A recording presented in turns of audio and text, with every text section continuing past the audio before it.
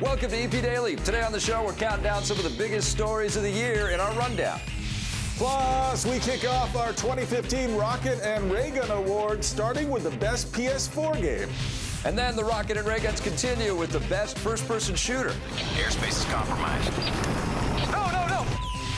Also coming up, we head to NASA with a look back at the 25 seasons of EP and much more today on EP Daily. Brought to you by EB Games. I'm your host, Victor Lucas, bringing you the latest in everything cool every single day. And in case you haven't heard, at the end of the year, EP Daily is transitioning off of City and G4 Canada. And while I'm talking with different people about the future of EP, please go to our YouTube page, watch some content there, like some stuff, and subscribe. Now, we're doing something different for the rundown this week because it's the last week of the year. We're going to take a look back at some of the biggest stories from the year. Let's get started. 2015 saw the release of one of the most anticipated video games of all time. This year, Bethesda Softworks announced and released the long-awaited Fallout 4. The game was revealed at E3 in the summer and released on the PC, Xbox One, and PS4 just a few months later on November 10th. It seems to have met almost everyone's expectations, getting rave reviews despite some glitches and complaints about the visual quality. Call of Duty Black Ops 3 was another massive hit, obviously, and was the first in the series to have timed exclusive DLC on the PS4 instead of the Xbox One. Other big games released this year were Batman Arkham Knight, which was great on consoles but a massive debacle on the PC, and Metal Gear Solid 5. That game was surrounded by controversy thanks to the much publicized split between creator Hideo Kojima and publisher Konami. Here to help me discuss the biggest games of 2015 is Donkey Kong himself, Mr. Scott C. Jones. Rolling barrels. All right, so I know we didn't mention Bloodborne in the script. Yeah, and I feel like free. bonk. Feel free. Bloodborne, the most transcendent video game of 2015 as far as I'm concerned. I feel like this was a good year for a couple genres. I feel like the RPG genre had a great year. The Witcher 3, everybody's talking about it. I feel like first-person shooters, though, kind of took a step sideways this year. We didn't quite go forward enough. Things like Rainbow Six Siege, it just felt like it wasn't quite the evolution that we're all ready for at this point. But some standout ones that I think we kind of forget when we roll towards the end of the year are things like Dying Light, which I thought had unbelievably cool mechanics. It was just a super fun game to play. Might not have had the best story, but it was super cool. And I also thought that this was a pretty amazing year for the 3DS, with the new 3DS being launched at the beginning of the year. That was one of the best stories that kicked off 2015. Yeah. You know, I've never been a fan of the sort of reinvention of the 32-bit, 16-bit, 8-bit kind of thing, and I feel like we got away from that a little bit this year, and I was down with that. I think that's absolutely what we have to do. We can't look back forever. Yeah. We got to start looking forward. We did have a lot of remasters, though, and repackages. Rare Replay, the Uncharted collection. I think it's kind of a sign of the times that maybe the catalog wasn't as full as everybody wants it to be on this generation yet, but there were some really big standout titles for sure. I do feel like we're still kind of in the middle of some kind of transition, and I don't know what it is or how it's going to play out, but it feels like we are kind of changing, and we haven't quite found a new groove yet, but this year felt like more of a new groove than last year did, I'll tell you that. Yeah, there was a lot of satisfying content for sure in 2015, and speaking of which, the Rocket and Ray Gun Awards start right now with our look at the best PlayStation 4 game. It's time to kick off our Rocket and Ray Gun Awards for 2015. I brought 7 of my closest friends in the video game industry with me today to discuss the very best PlayStation 4 game of 2015. Jose, we're going to start with you. It's between Batman Arkham Knight, Bloodborne, it's The Witcher 3, it's Rocket League, and Fallout 4. What are we going to pick? Well, it's a tough category because a lot of these games came out on multiple consoles, except for Bloodborne, which was pretty awesome on the PlayStation 4. It came out a little earlier in this year. I'm a sucker for Rocket League. It's also very good. You know, I'm having a lot of fun playing that game, but Fallout 4, it captured my soul, man. I've been waiting a long time for that game. That's gonna get my nod. It's all he cares about. It's his family. It's his whole life. Yeah, and Rocket League actually has an interesting story because it kind of is a PlayStation 4 exclusive. You can play it on the PC, but it feels like the hype around it was born out of everybody's excitement on PS4. It was free. I mean, it was a PS Plus game, and it was free initially to PS Plus members, and that's, I think, where the game started to get its momentum, was for sure on the PS4. Is that the one you're going to pick? You know, I'm really tempted to, but this category is about the best PS4 game, and I feel like I have to go with the game that's exclusive to the PS4. That's what my heart wants to do.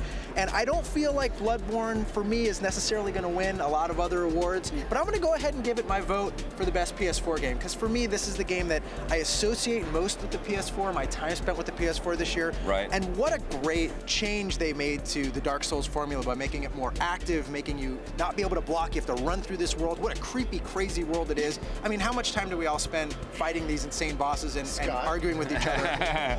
Right? Well, I think you chose well here, my friend. Really, you know, for many years now, you've made good choices. This is a great choice. I do think Bloodborne, though, is going to win lots of awards. It's definitely going to win 2 awards for me. Yeah. PS4 exclusive, 2015, without a doubt. Right. It's Bloodborne. So we have 2 votes for Bloodborne, 1 vote for Fallout 4. Marissa, what would you say? I'm not going to say either of those things because, first of all, Bloodborne just steals my soul, and I don't have any fun at all playing that game. Also, PS4 version of Fallout 4 had a few problems, according to Blake. If you watch Vic's Basement, you know exactly what I'm talking about. Blake's very particular. Exactly, so I cannot go with that. Honestly, I'm going to side with Victor Lucas because I'm sure I know his vote already. I had a lot of fun with Batman. And I feel like, look, they're shaking their heads already. Listen, Batman was a lot of fun. I know you guys didn't like the Batmobile per se, but I really enjoyed it. I had a great time, and really, it would be between Batman or The Witcher, and I gotta go with Batman. Welcome, one and all, to Joker's main event. Tonight's special act, the magnificent deaths of the Caped Do-Gooders. Excellent choice. Oh, thanks. I would also go with Batman Arkham Knight. They had the PS4 console, and yes, the Batmobile is a contentious issue, but it's the freaking Batmobile inside of an awesome Arkham experience. And the best story that they've had so far was the best voice acting in the game, best visuals, best assortment of abilities. It absolutely blew me away. So Batman Arkham Knight gets my vote. Lots of great choices, though. Steve, what are you going to pick? Well, I had never played a Souls game before Bloodborne, and I didn't think I was going to like it. I didn't think I could get into these mechanics. But man, it sucked me in. It locked me down, and I got so lost in that world, this huge, creepy, gothic world. That every time I went back, I felt like I was being punished, but I was only ever punished for my own mistakes. The game is never You cruel. like punishment, though. I like punishment.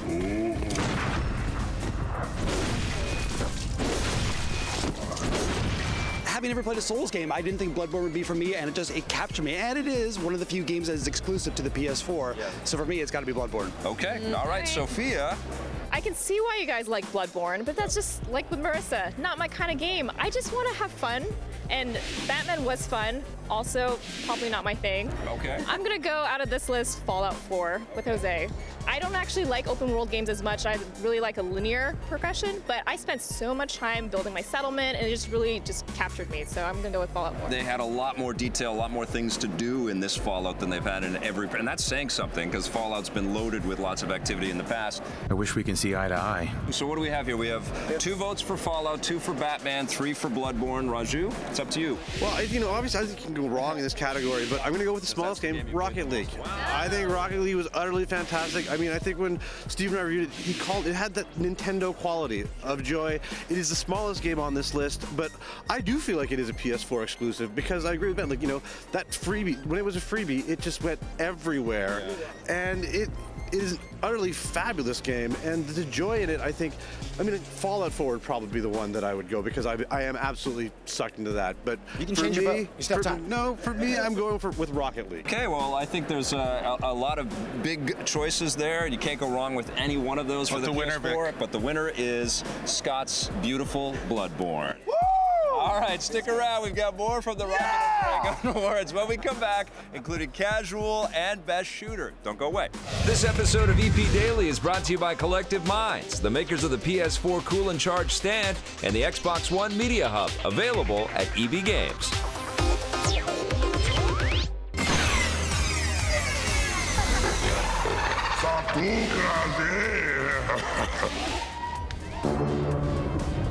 Hi, I'm Aaron Ashmore, and I'm from the show Killjoys. And my favorite Star Wars moment I think it's sort of a horrific moment. It's the Sarlacc pit where people are getting chucked into it, and as a kid, the idea of being digested in this giant monster hole for like, I think it's like 100 years you'd have to survive in this thing or something ridiculous, terrified me, so that still sticks with me. I still have nightmares of being standing over this giant pit about to be pushed in, so it's not a happy memory, but it's something that as a kid stuck with me, and yeah, kind of bizarre. Welcome back to the super fantastic, super Canadian Rocket and Ray Gun Awards. I'm joined here with my lovely friends. This segment is all about shooters. So we're going through the best shooters of the year. Now, this is a really tough list. We've got Splatoon, also Call of Duty Black Ops 3. We have Destiny the Taken King expansion. We have Star Wars Battlefront and Halo 5 Guardians. What do you think, Sophia? This is a really tough category because I loved everything about each multiplayer shooter. But Destiny the Taken King. Last year when Destiny came out, I couldn't really quite get into it, but with this new expansion, I finally got myself into it, and like everyone's kind of jumped into Destiny again. These bones are centuries old. But Halo 5 Guardians Warzone, that mode, I can just keep going back to that one every day. So it's tough, but at the end of the day, I think I'm gonna go with Halo 5. Hold bases, take down bosses, and eliminate enemy Spartans to earn points. For me, Star Wars, I was so excited for Star Wars when I found out Star Wars was coming out. And then I played it, I'm like, it's still fun, but it's not as good as some of the other shooters on this category, which is unfortunate. Again, Destiny had that thing where it was like, it boosted you up high enough level to where you could play the Taken King. So I'm like, yes, I don't have to grind to get to that level to play. Black Ops 3 surprised me because I wasn't a big fan of the last game, even though it had Kevin Spacey. I was like, okay, this is great. I just think the advancements, it's got all this cool tech and gadgetry, and it's just making a different experience out of Call of Duty than what we've typically had. So I'm going to give Black Ops 3 my nod. Airspace is compromised. No, no, no! Get to the APC! Get out of there! Yeah, I've never agreed with Jose Sanchez on the show before, but I'm going to agree with him now because apparently Bloodborne is not relevant, so I can't vote for it. But I thought there was something a little bit, I can't even believe I'm saying this, something a little special or exceptional about Call of Duty this year. I've been very much against Call of Duty for a very long time, but I really played the single-player campaign and enjoyed myself. So my vote is definitely going to go for Call of Duty. Your team will escort the minister to the extract. I agree with what Scott's saying, which is it feels like you want to take bits and pieces from each of these games and make a super create shooter. One really great shooter, because all of them sort of have problems. Halo's single player, not great, awesome multiplayer. Splatoon, incredible multiplayer, but it had some issues, again, with sort of how you communicate, and as fun as I think that game is structured, I didn't really invest that much time in it. And then Star Wars Battlefront, a little thin. Destiny Taken King, I think you had to be a big Destiny player to really get into the Taken King. Ikora, I'm sorry we couldn't bring him back. I'm surprised to agree with Scott and Jose wow. What is happening here? With Black Ops 3, and I think the reason is just that it's such a complete package.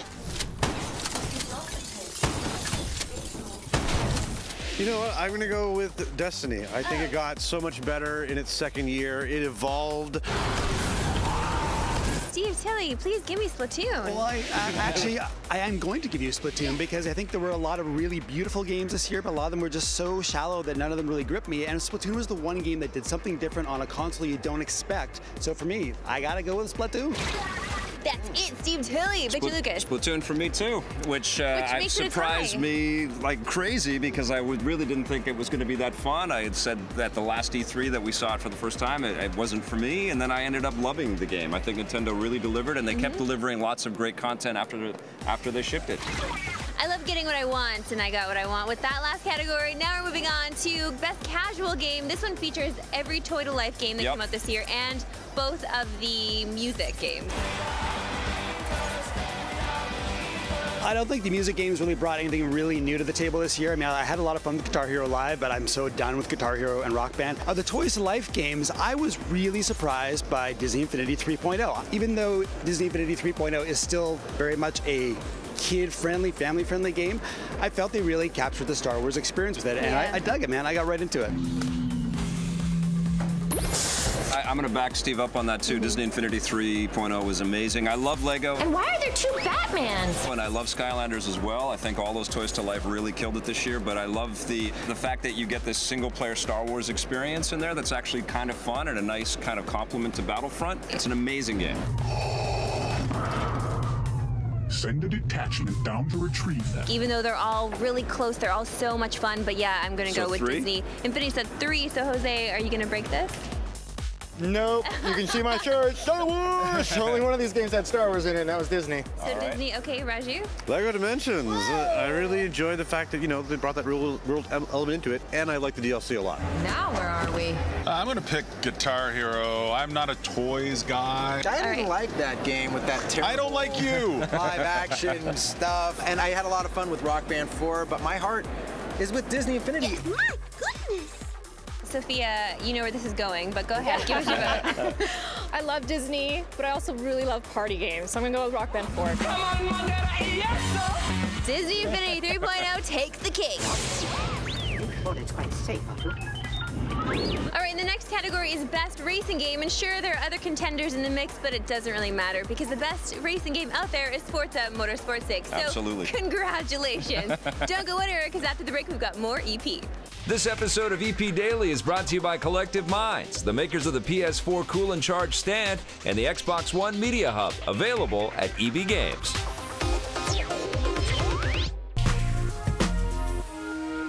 Here's EP's most anticipated game of 2016. Since Uncharted 3, Nathan Drake, who's this modern treasure hunter, thief, criminal, has retired. He's settled down with Elena.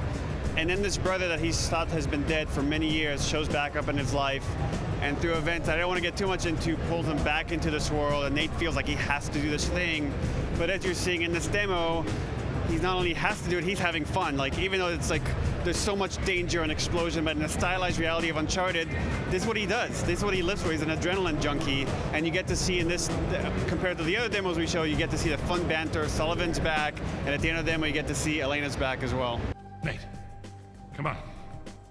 It's clear that it's expansive and it goes off in tons of different tangents and it's absolutely breathtaking. But technologically, what are you guys able to do now that you've always wanted to be able to do? Well, obviously there's just a graphical fidelity we've never been able to hit. So just you're seeing all these physics objects, so many destructibles. That comes back in the gameplay because the cover is so dynamic now and you have to constantly be on the move. Everyone out of the way! We're adding new mechanics, so the stuff that we showed is like Nate has a grappling hook now, so you can hook onto ledges, and there's more of that verticality that you've seen in the previous games, but now it's like to the nth degree as you can swing around corners and land on guys. We're showing a drivable vehicle today, and it's part of a set piece, so you have your foot to the gas the whole time, and you're just going, but that same Jeep is going to be in exploratory situation. You can jump in it, you can drive around, you can jump out. Please don't run anyone over. Sorry! Welcome back to EP Daily. We are celebrating 25 seasons in 25 days here at EP Daily, and this one comes from season 21, featuring our own Brianna McIver, and she learns how to take flight with people from NASA.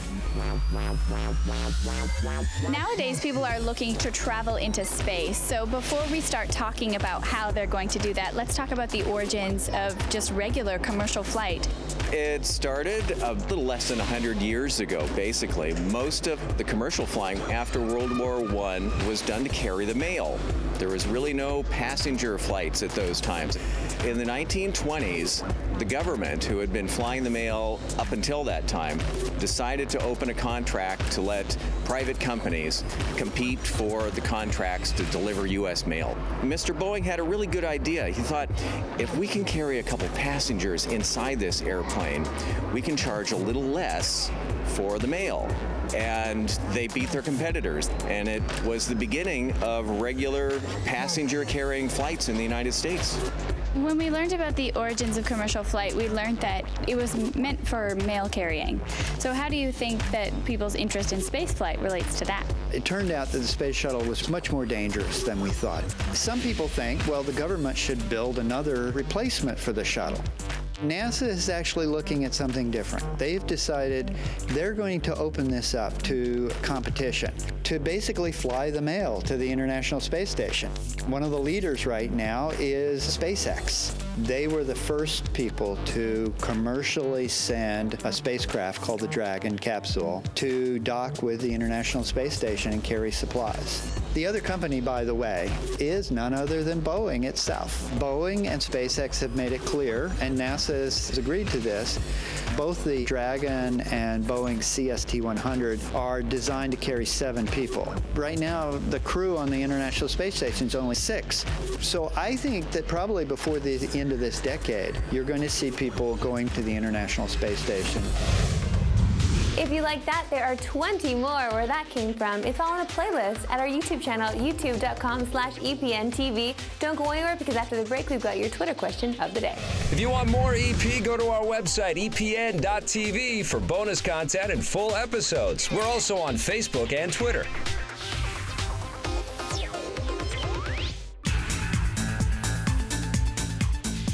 Welcome back to EP Daily. It's time for our Twitter question of the day, and this one is from Jeff Speed at Cyber Dragon Beta, who just celebrated a birthday on the weekend. Happy birthday. If the companies of Nintendo, Xbox, and PlayStation got together to create a game, what type of game would they make?